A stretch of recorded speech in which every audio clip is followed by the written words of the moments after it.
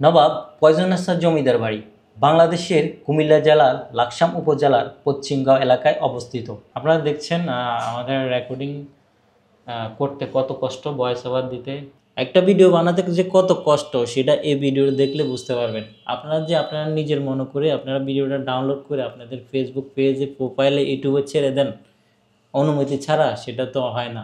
আপনারা চাইলে ভিডিওটা শেয়ার করতে পারেন, সেক্ষেত্রে আমাদের উপকার হবে।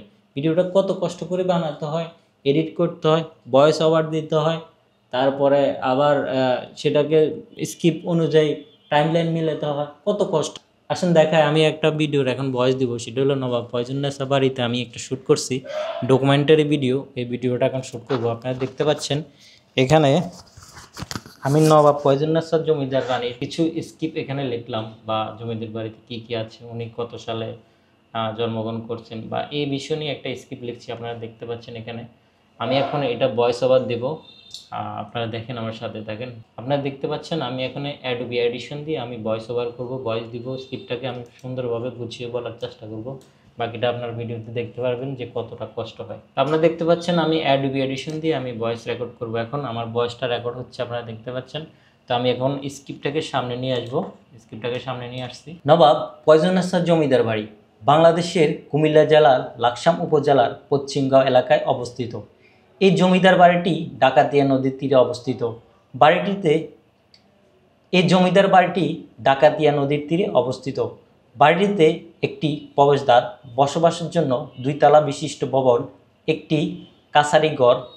তার এই সাহসী উদ্যোগ ও সাফল্যের কারণে তৎকালীন ব্রিটিশ রানী তার সাহসী উদ্যোগ ও তার সাহসী উদ্যোগ ও সাফল্যের তার সাহসী উদ্যোগ ও সাফল্যের কারণে তৎকালীন ব্রিটিশ রানী ভিক্টোরিয়া তাকে তার প্রতিষ্ঠিত 10 গম্বুজ মসজিদের পাশে পারিবারিক কবরস্থানে দাফন করা হয়।